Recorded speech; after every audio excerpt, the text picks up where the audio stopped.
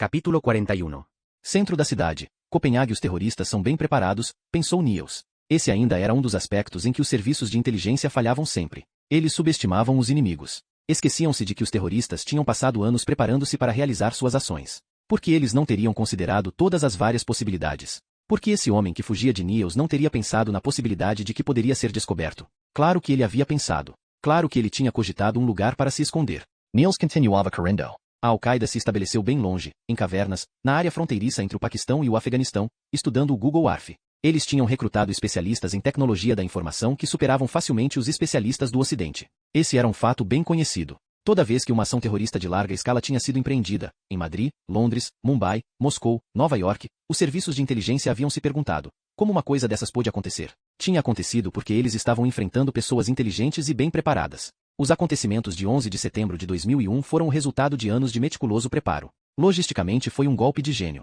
A mesma coisa era válida para a bomba no USS Cole, no ano 2000, e em 1997 o massacre do templo de Hatshepsut, em Luxor, que pegou totalmente desprevenidas as autoridades egípcias. As ações haviam sido planejadas até o mais insignificante detalhe. Niels conhecia bem esse último caso. Um amigo de Catherine visitará o templo 2 dias antes do ataque. Tinha sido um horrível banho de sangue. Morreram 62 turistas. A maioria foi primeiro alvejada nas pernas para não poder fugir, e depois, com facas compridas, eles abateram ritualmente um a um. Os terroristas não se apressaram. Os turistas europeus ficaram deitados ali, indefesos, tanto dentro quanto fora do templo, esperando a sua vez.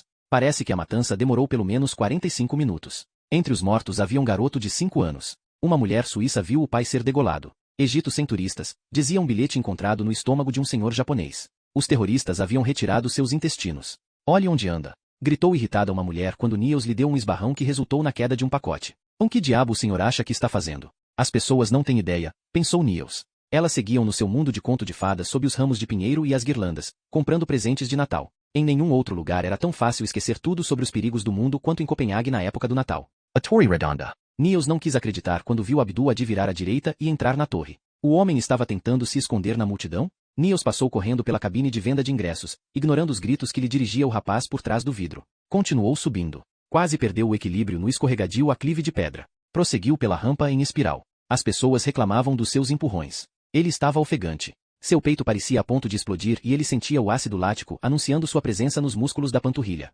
Subindo. O homem diante dele nunca voltava a cabeça à procura do seu perseguidor. Simplesmente seguia em frente. Não parecia afetado pela subida. Niels se recusava a desistir. Eles logo estariam cara a cara. E os outros policiais chegariam. Deviam estar seguindo Niels pelo GPS. Todos os telefones celulares da polícia podiam ser rastreados com a precisão de até 1 metro quadrado. E então tudo aquilo estaria acabado. Gritos e gemidos. Niels chegou ao belvedere no alto da torre. Estava empunhando sua arma. As pessoas em torno dele gritavam em pânico. Algumas se atiraram no chão. É polícia de Copenhague! Gritou Niels o mais alto que pôde. Saiam todos da área. Agora! Mais pânico.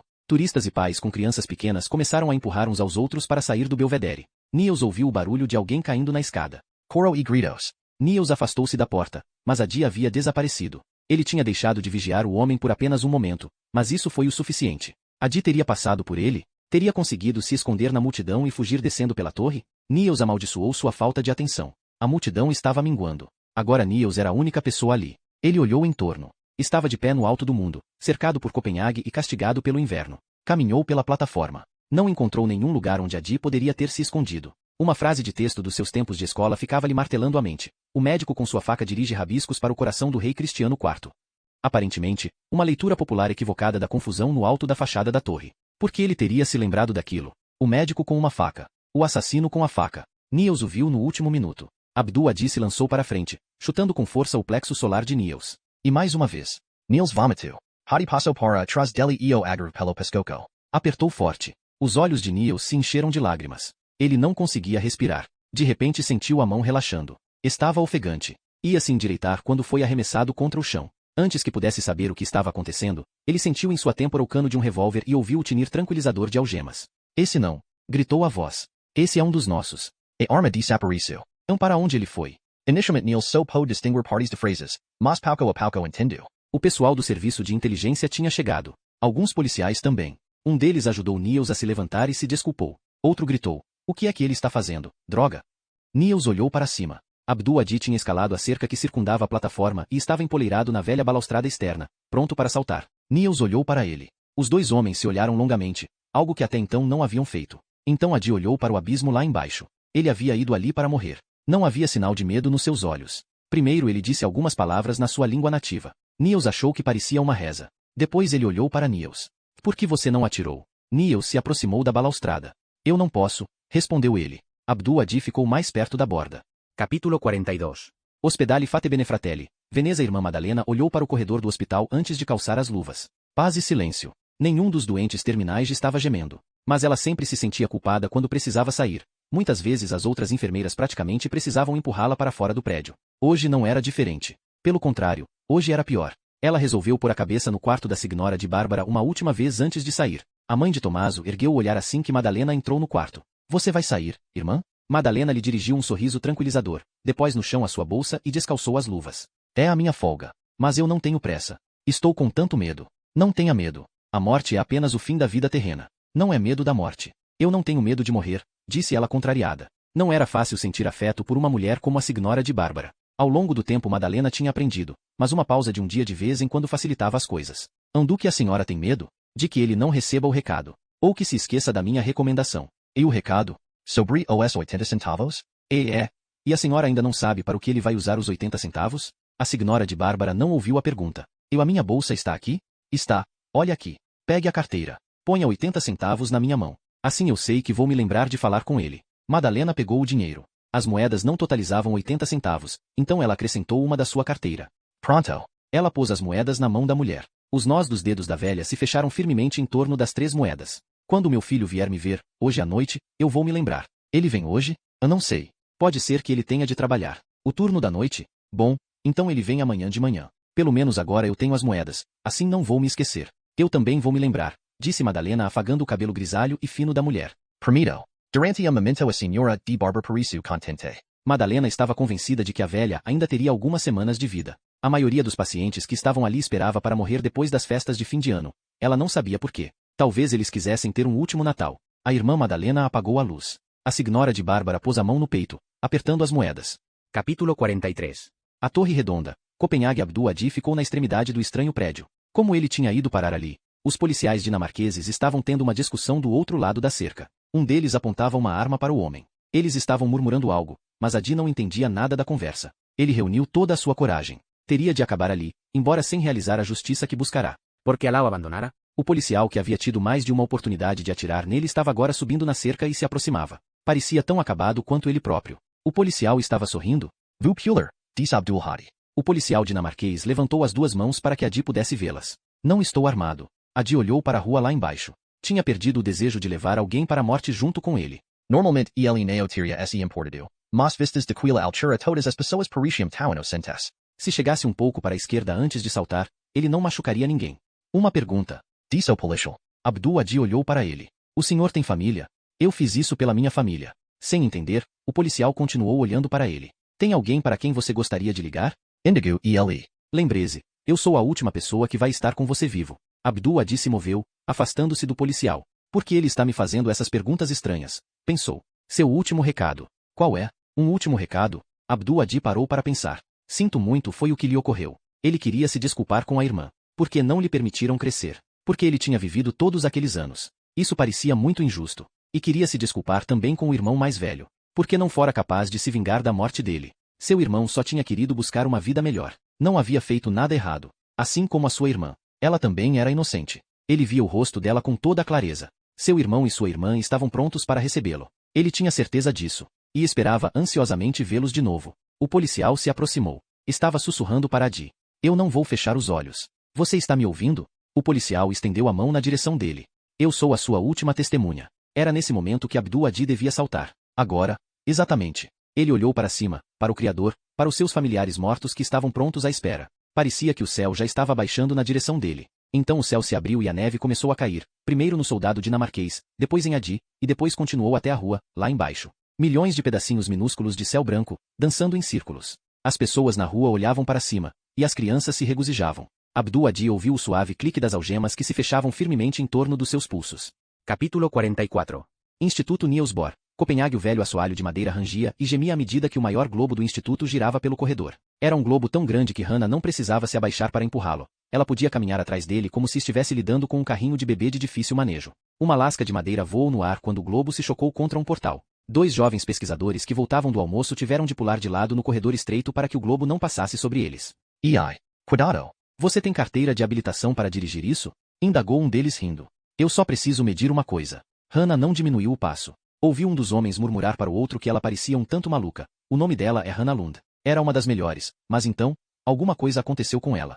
E o que é que ela está fazendo agora? O resto das palavras deles foi abafado pelo barulho do globo rolando. Hannah viru e rumu para o saleo de conferências. Ela temia que o globo fosse maior que o vão da porta, mas o espaço foi exatamente o suficiente para permitir que ele passasse. Hannah tiru dos bolsos os rolos de papel alumínio que encontru na cozinha ao lado de Lancanite. Começou a envolver o globo com a folha metálica. Trabalhava determinada e eficientemente. Depois colou no globo os continentes que havia recortado do mapa, mas não os pôs nas posições conhecidas. Em vez disso, reuniu-os em torno do Polo Sul e depois usou um pincel atômico para desenhar o XS. Agora eles estavam dispostos numa formação inteiramente diferente. Hannah olhu para o planeta. Ficou ali por muito tempo, contemplando, até ela própria quebrar o seu silêncio. O mundo não tem esse aspecto desde a aurora da criação. Capítulo 45. Helgenskirk, Copenhague, Tome. O Sr. Maurice. O pastor pôs um copo na mesa diante de Niels e então se serviu. Foi por um tris. O destilado dourado fez arder a boca de Niels, e quando ele pôs o copo de volta na mesa havia nele um brilho rosado. Sua boca estava sangrando. Pelo menos ele não tinha perdido nenhum dente e seu nariz não estava quebrado. Seria melhor o senhor passar num pronto-socorro. Rosenberg estava tentando parecer calmo. Niels reconheceu o modo como ele estava se comportando. A reação clássica de alguém que foi submetido a uma situação de risco de vida. Ou a vítima desmoronava totalmente e não fazia nada para esconder o que sentia ou então reagia do modo oposto. Meu Deus, não foi nada. Está tudo bem. Essa última reação era típica dos homens. Niels não respondeu. Seu maxilar e a maçã esquerda do rosto doíam. O joelho estava ferido. E sua pulsação se recusava a desacelerar. O escritório da igreja parecia uma combinação de sala de reuniões e sala de estar, com um toque de creche. Havia num canto uma caixa com chocalhos e blocos de Lego. A estante atrás do pastor estava abarrotada de livros com encadernação de couro preto. Então, por que o senhor? Niels descobriu que tinha dito em voz alta o que lhe ia pela cabeça. Rosenberg encolheu os ombros. Como é que ele escolhe as suas vítimas? Ou melhor, como é que ele as escolhia? Pode ter sido uma coincidência. O pastor tomou a sua bebida e imediatamente se serviu de outra dose. Eu não acredito nisso. Mas, Niels tapou o copo com a mão, estudando o pastor. Tinha a impressão de que o homem estava mentindo. Só não sabia por quê. Eu não entendi isso. O tom de voz de Niels estava alterado pelo ferimento no seu rosto e parecia mais nasal, mas ele queria pressionar Rosenberg. Não tenho ideia de por que um maluco sairia pelo mundo matando pessoas boas. Pare de falar nessa história de pessoas boas, disse o pastor. Eu estou longe de ser bom. Niels o ignora. Uma coisa é certa. Isso definitivamente não é uma coincidência. É exatamente o oposto. Ele procurou os olhos do pastor e se recusou a desviar o olhar. O senhor foi escolhido para morrer hoje. O senhor pessoalmente. Como aconteceu com os outros. E eu preciso descobrir por quê. Niels se levantou e foi até a janela. A sala era no segundo andar. Uma redentora coberta branca de neve se assentara sobre a rua. No alto dos telhados, nos querasi nos bancos. Um grupo de policiais estava de pé na rua. 2 deles tinham se posicionado perto do carro onde Abdul Adi estava sentado no banco traseiro com as mãos acorrentadas a um anel de ferro preso no chão do veículo. Até aqui e não mais que isso. Os policiais do serviço de inteligência já haviam interrogado Niels e Rosenberg. Os 2 não poderiam comentar o que tinha acontecido. Era o que determinavam as leis relativas ao terrorismo. Investigações em andamento, para impedir outros ataques etc. Niels sabia perfeitamente que não poderia dizer uma única palavra sobre o incidente em nenhum lugar. Aquela história nunca havia acontecido. Somente nos arquivos secretíssimos de Dinamarca alguém pediria ler sobre o incidente. E a esses arquivos nem mesmo o primeiro-ministro dinamarquês tinha acesso. Niels conhecia as novas leis sobre terrorismo. Elas haviam introduzido uma cunha entre conhecimento e informação, de um lado, e a população dinamarquesa de outro. Censura. Nada menos que censura. Quando Niels se virou, notou uma sombra atravessar o rosto de Rosenberg. Seus ombros estavam ligeiramente curvos. A reação, pensou Niels. Lá vem ela. Ele vai desmoronar agora. Está percebendo que ficou a apenas poucos segundos de ser retalhado por um louco. O que significa que ele é vulnerável. O senhor tem uma família com quem possa ficar esta noite? Endahau Niels. O pastor não respondeu. Eu gostaria de providenciar um psicólogo para conversar com o senhor. Se isso ajudar. Rosenberg apenas meneou a cabeça. Passou-se um momento constrangedor. Niels sentiu que ele queria desesperadamente conversar. Confessor. Isso fazia parte da sua natureza. Claro que o senhor não deve hesitar em me ligar se... O senhor se enganou. Niels ficou muito quieto. Esperando. O senhor pegou o homem errado. A voz de Rosenberg parecia profunda e distante, como se vinda de outro lugar. O que o senhor quer dizer? Silêncio. O que o senhor quer dizer com o homem errado? Aquele homem tentou matar o senhor. Não é ele o homem. O senhor o conhece, então? Rosenberg hesitou. Depois balançou a cabeça, os olhos fixos na mesa. Niels se sentou. Capítulo 46. Instituto Niels Bohr, Copenhague. A dor física era um bom sinal para um pesquisador. Um sinal de que a pessoa tinha ficado sentada por um tempo demasiadamente longo na mesma posição, não comera direito e não tomara nenhum líquido. Os cientistas se esqueciam dessas coisas quando uma reviravolta era iminente. Alguns cientistas do sexo masculino chamavam a situação de dores do parto da descoberta. Hannah ignorou que suas costas estavam doendo e seu estômago roncava quando ela digitou no campo de busca http://en.wikipedia.org/wiki/file:/animation/03.gif. Ela olhou fascinada a curta animação que mostrava a deriva dos continentes. Eles pareciam estar navegando, com a América do Norte, a América do Sul e a Ásia, cada uma delas se movendo numa direção diferente. Mais uma vez ela olhou para suas anotações. Era tão lindo, tão simples, tão óbvio. Hannah, é você? A secretária ergueu o olhar por sobre a tela do computador, atonita pela visão de Hannah entrando na sua sala. Eu posso usar o seu telefone? Como é que você está? Você não aparece aqui há séculos. Meu celular está lá em cima, na minha antiga sala. Hannah parou para olhar direito à mulher. Salvage? Como é que você está? Hannah? Eu só preciso fazer uma ligação. É importante. Hannah pegou o aparelho enquanto olhava para o cartão de Niels. Salvage sorriu. Balancando a cabeça. Oi, Niels, sou eu. Me ligue de volta quando puder. Eu descobri uma coisa realmente formidável. Algo. Quer dizer, é muito lindo. O sistema. E eu sei onde os outros assassinatos foram cometidos. Ela desligou o telefone e olhou para a secretária. E é sobre uma série de assassinatos que foram cometidos em todo o mundo. Estou em contato com um policial que está procurando... Ela se calou. Procurando o quê? Perguntou Salvage. Tenho tentado ver se eu poderia imaginar um tipo de sistema, e acho que consegui. Prosseguiu Hannah. Eu não duvido. Você está bem, Salvage? Seu marido estava doente, pelo que eu me lembro. É verdade, ele estava com câncer. Mas agora está bem. Ainda precisa fazer controles de tempos em tempos, mas acho que ele venceu a parada. E você? Gustav me deixou. É uma pena. Acho que já deve fazer uns 10 anos que eu o vi aqui pela última vez. Ele veio apanhar a Frodin. Eles iam para Genebra. Hannah olhou para Salvage. Ela sempre havia gostado da secretária, a mãezona do instituto. Salvage se levantou e calmamente chegou a Hannah para lhe dar um abraço. É bom ver você de novo, Hannah. Eu nunca entendi nada do que se passa nessa sua cabeça, mas sempre gostei muito de você. Não hesite em me ligar se precisar de alguma coisa. Hannah assentiu com a cabeça e saiu da sala. Capítulo 47.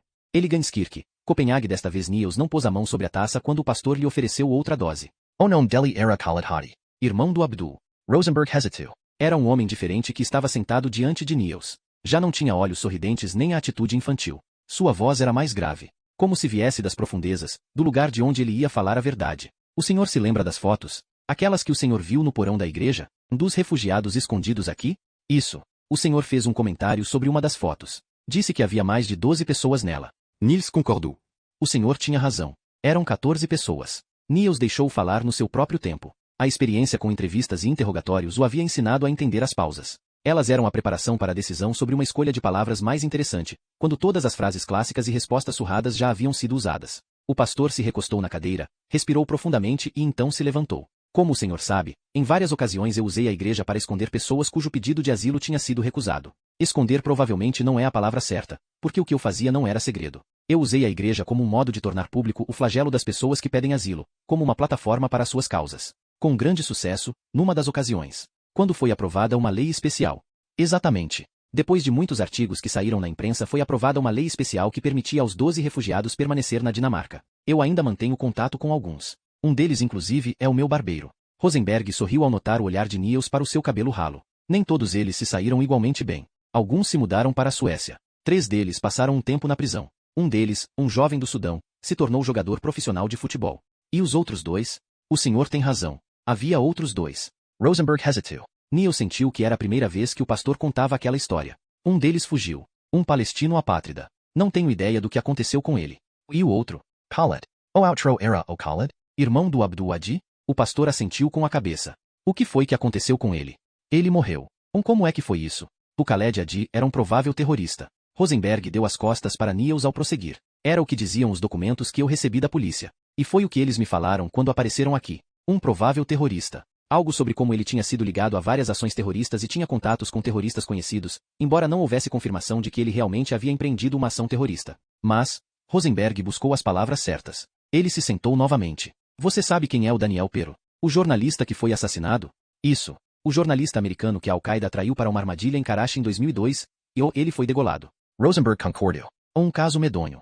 Foi divulgado em todo o mundo. O Khaled teve alguma coisa a ver com esse caso? Ou eles achavam que sim? Seus colegas disseram que ele tinha encontrado o Pero logo antes da morte dele. Assim, supuseram que quase certamente o Khaled havia ajudado a atrair o americano para a armadilha. O que esse sujeito estava fazendo na Dinamarca? Não sei responder. Ele pode ter entrado enquanto viajava com um nome falso. Não se esqueça de que a Dinamarca abrigou muitos terroristas internacionais das listas dos mais procurados. O grupo que estava por trás do atentado de 1993 ao World Trade Center tinha ligações em Aarhus. O pastor prosseguiu.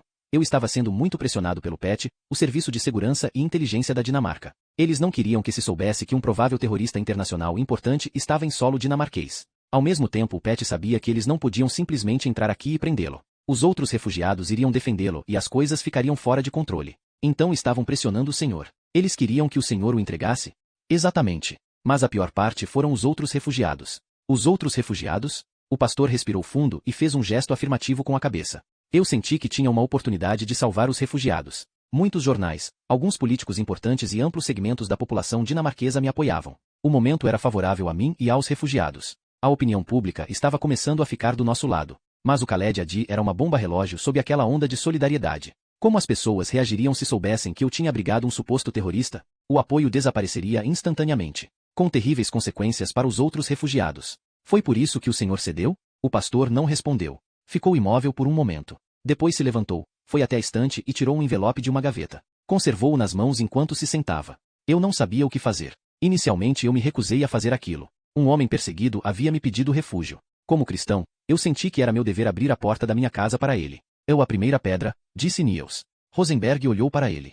É isso. A primeira pedra. Tratava-se de tudo o que eu vinha pregando havia anos. Mas o senhor tinha medo de que toda a simpatia pelos refugiados desaparecesse? Devagar, muito lentamente, começaram a surgir na minha mente imagens, apoiadas pelas informações do PET. Eu comecei a ver cenas. Uma bomba dentro de um ônibus na estação Report. Talvez no metrô, no horário de pico. Ou num voo doméstico. Muita gente morta. Sangue correndo nas ruas. Finalmente eu resolvi que o risco era grande demais. Imagine se ele recebesse permissão para morar no país e se tornasse clandestino. Um dia eu abriria o jornal Hiléria sobre uma bomba terrorista no coração de Copenhague. E diriam que o terrorista tinha se refugiado na minha igreja. Que eu poderia ter impedido aquilo mas não fiz nada. Então o senhor o entregou? O pastor assentiu com a cabeça. Como um Judas eu o atraí até a minha sala, exatamente aqui, onde 3 homens do PET estavam à espera. Rosenberg fez uma pausa. Estava respirando com mais dificuldade. Finalmente ele prosseguiu. Nunca vou me esquecer do olhar que ele me deu. Um misto de desapontamento, desprezo, tristeza e raiva. Seus olhos diziam, eu confiei no Senhor.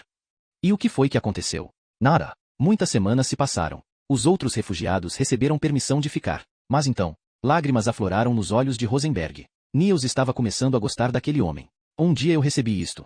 Ele colocou o envelope na escrivaninha. O que é isso? Abra. O envelope tinha imagens. Fotografias. Niels suspendeu a respiração. Mãos arruinadas, atadas a uma mesa. Um homem nu dependurado pelos braços, com um saco na cabeça. Niels se lembrou da imagem de Jesus. A última foto mostrava um cadáver ensanguentado, de cabeça para baixo, dependurado em algo que parecia um gancho de matadouro. Niels não foi capaz de dizer uma única palavra. Khaled Hadi. 6 semanas depois que eu o entreguei. Fotos secretas tomadas numa prisão do Iêmen. Niels pôs as fotos de volta no envelope. O Iêmen é um dos piores países do mundo em termos de tortura. A maioria dos torturadores da Idade Média teria invejado a criatividade deles. Corrente elétrica nos testículos. Surras com cabos. Submersão em água gelada. Eles põem vidro triturado na comida e forçam as pessoas a comer essa mistura. Eu conversei com um médico sobre tudo isso.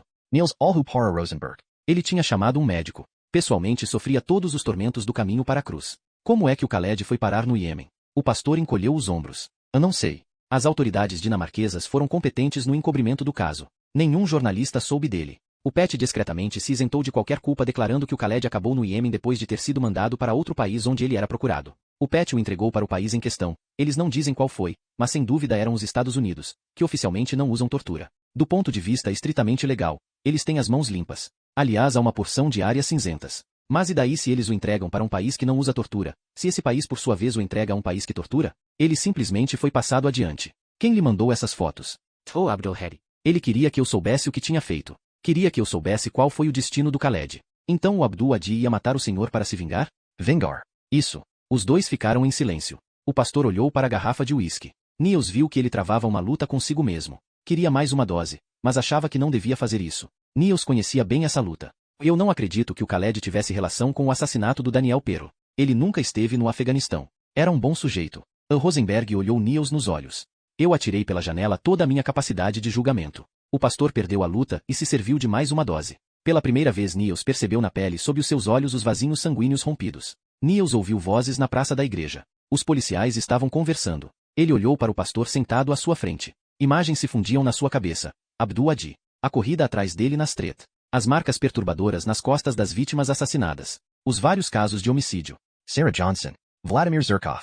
As pessoas boas. Niels estava se agarrando em palha. Nada daquilo tinha sentido. Ele não conseguia fazer as peças se ajustarem. A voz do pastor interrompeu seus pensamentos. Ele havia perguntado alguma coisa? Então eu não sou um dos 36 justos. Niels lhe dirigiu um sorriso indulgente. Não é provável que essa seja a teoria que está no topo da lista da Interpol, de qualquer forma. Talvez devesse estar. Bem, talvez você esteja certo. Rosenberg S. Levanto. Tinha aliviado o seu coração. O meu trabalho é o oposto do seu. Como assim? O senhor precisa encontrar provas para fazer as pessoas acreditarem. Niels sorriu. E o senhor precisa fazer as pessoas acreditarem sem provas. Ele queria dizer alguma coisa que ajudasse o pastor a se livrar da culpa. Talvez o Pat estivesse certo, disse ele. Talvez o senhor tenha agido certo, afinal de contas. Um suspiro forte escapou de Rosenberg. Quem é que sabe o que é certo? Um famoso poeta sufi chamado Rumi escreveu uma história sobre um menininho perseguido por sonhos com um monstro do mal. A mãe do menino o consola dizendo que ele só devia pensar nela e no monstro do mal indo embora. Mas mãezinha, diz o menino, e se o monstro também tiver uma mãe? Eli Sorio. O senhor entende o que eu quero dizer? As pessoas más também têm mãe, Sr. Benson. Mães que as consolam e lhes dizem que elas estão fazendo o que é certo. Para elas, nós somos o monstro. Flocos macios de neve caíam do céu dançando. Havia algo de despreocupado no seu movimento pelo ar frio e claro. Os policiais já iam partir. Niels se virou para o pastor. Não hesite em me procurar. Rosenberg assentiu com a cabeça. Ia dizer alguma coisa, mas um dos policiais se aproximou e entregou a Niels um pacote. O que é isto? É de Veneza. Chegou pelo correio da embaixada esta manhã. Niels abriu o pacote. Uma fita cassete com caracteres chineses no rótulo. Ao pôr no bolso a fita ele se perguntou o que ela conteria. Há outra possibilidade, disse Rosenberg. Niels olhou para cima. O pastor Parisha estar congelando. E outra possibilidade? Talvez Deus esteja deliberadamente levando os 36 justos. O senhor quer dizer que Deus é assassino? Eu não vejo a coisa assim. Se o senhor aceita Deus, o senhor também aceita que a morte não é o fim. Pense no caso como se Deus estivesse levando essas pessoas para casa. Deus está levando para casa as suas melhores pessoas? Mais ou menos isso. As portas do carro da polícia bateram. O motor começou a funcionar. Mas por que Deus faria isso? O pastor deu de ombros. Talvez para nos pôr à prova. Nos pôr à prova? Para ver como nós vamos reagir. Niels deu um passo de lado para que o carro pudesse partir. Ele olhou para Abdul Adi no assento traseiro. O que viu parecia um animal ferido. Não um monstro. Ou se vamos ter alguma reação. Capítulo 48.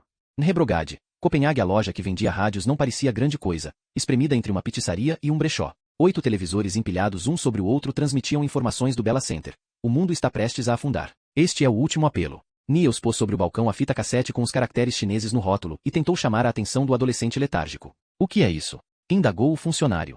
É uma fita cassete. Estou procurando um aparelho para poder ouvi-la. Você tem? Não faço a menor ideia. Niels olhou para ele. Esperando. Nada aconteceu, e então ele desistiu. Você pode procurar para mim? Já vai. O adolescente se voltou e gritou. Pai!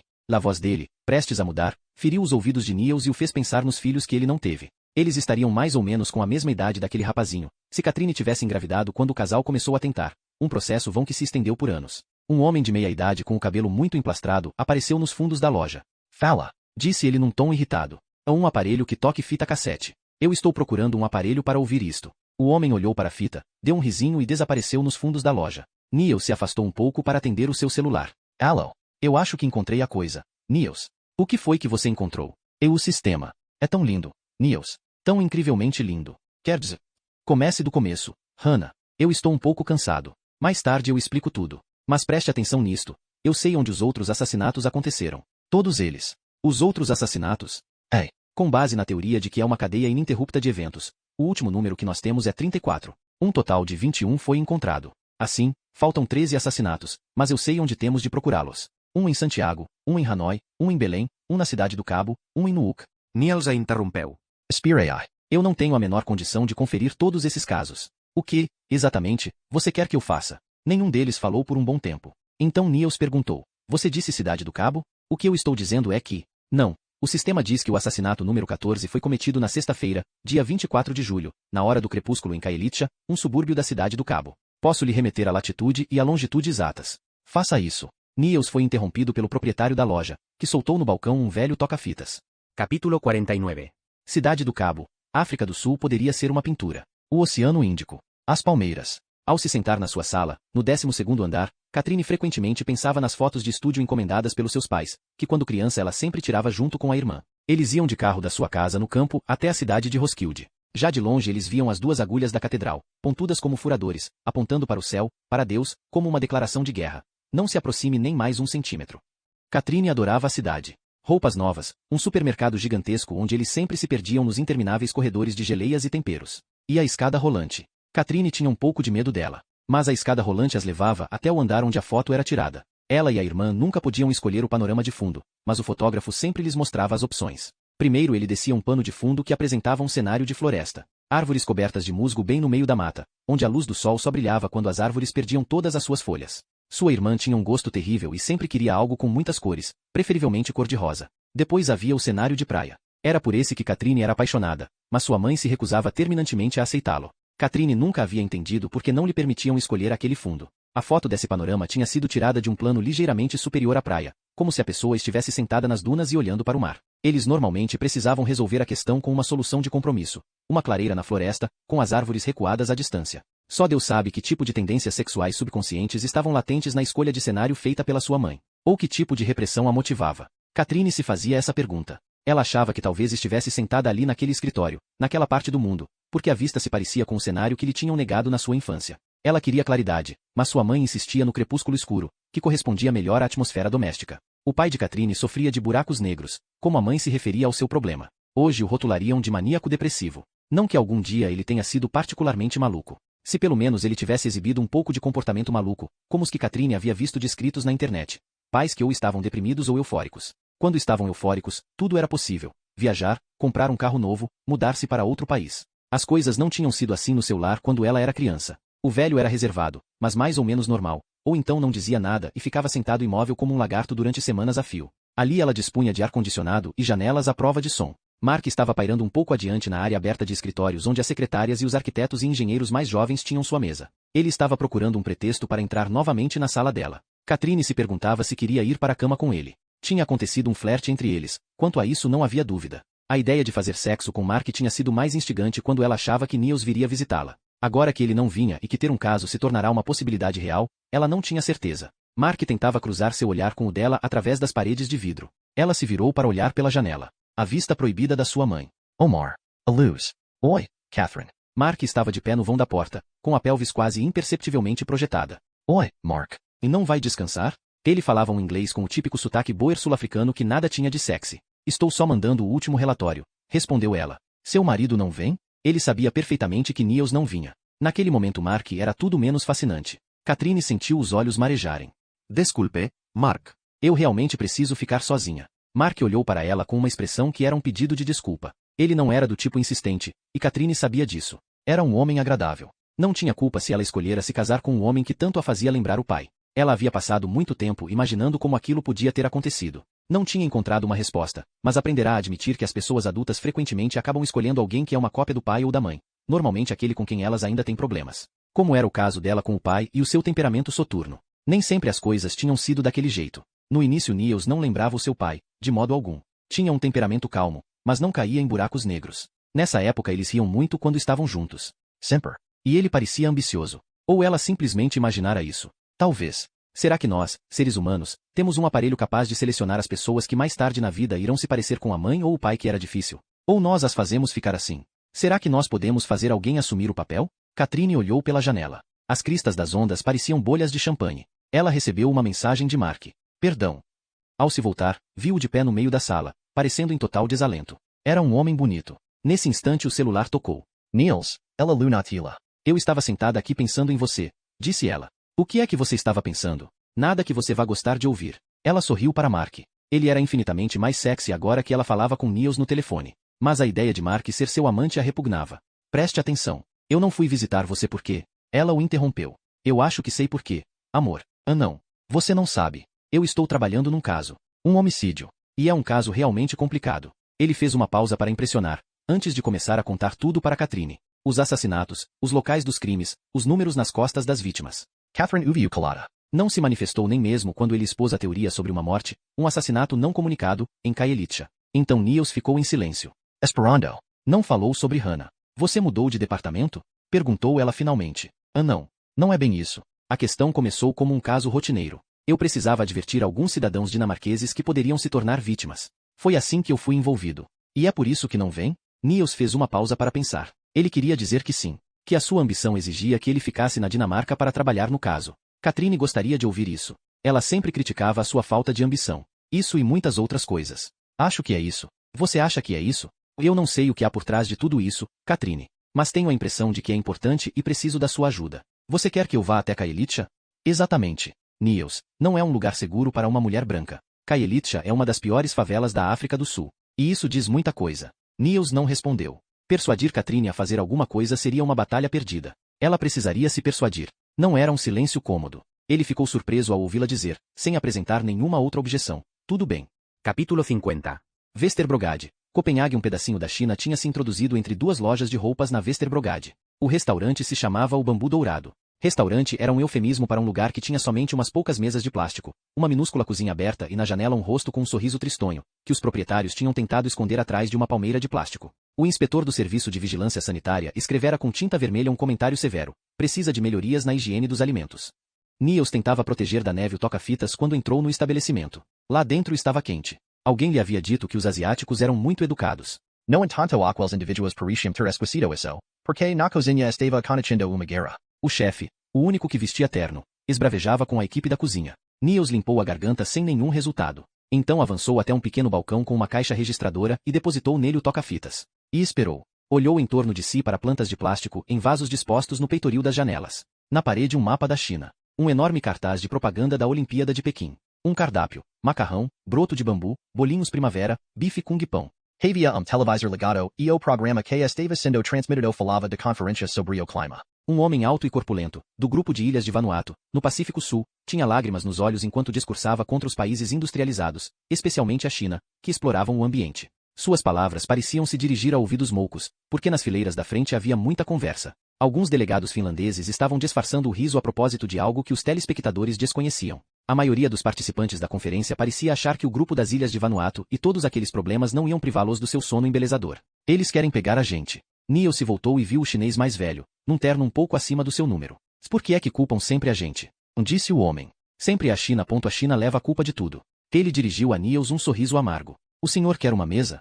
Eu sou da polícia de Copenhague. Niels mostrou sua identidade policial. Procurou detectar alguma reação mínima no rosto do homem, mas não viu absolutamente nada. Preciso que me traduzam isto. Ele não deu ao homem tempo para pensar antes de apertar o botão play no toca-fitas. O que é isso? O senhor pode me dizer o que é que estão falando na fita? Eles ouviram. A gravação durava cerca de 1 minuto. Parecia uma conversa telefônica. Isso Niels já havia imaginado. Um homem ligando para uma mulher. Aparentemente ele estava pedindo ajuda. Sua voz denotava um pânico crescente. A fita parou. O senhor entende o que eles dizem? Ele está sofrendo. O homem da fita. Isso eu consigo perceber. Mas o que é que ele diz? Ele está perguntando. O que é que está acontecendo?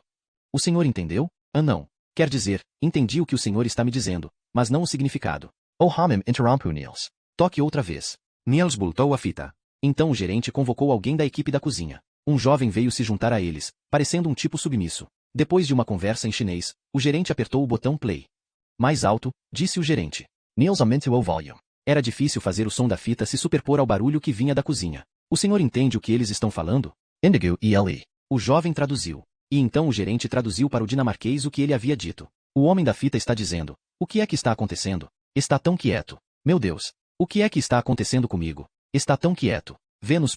E a Via Láctea. Vênus e a Via Láctea. Niels rebobinou novamente a fita para ouvi-la mais uma vez. Não havia silêncio na fita. Pelo contrário. No fundo sino estava batendo. Uviam-se voces altas e sons de transito. Tem muito barulho. Não está quieto de modo algum. Você tem certeza de que é isso que ele está dizendo? É isso mesmo. Ele é de Pequim, disse o gerente, dando mostras de ter perdido o interesse naquela conversa que não tinha nada a ver com ele. Então ele está conversando sobre como está quieto apesar de haver muito barulho? Niels dirigiu a pergunta para o homem mais jovem, que respondeu num dinamarquês um tanto macarrônico. É o que ele diz. O que é que está acontecendo? Está tão quieto. Meu Deus. O que é que está acontecendo comigo? Está tão quieto. Vênus. E a Via Láctea.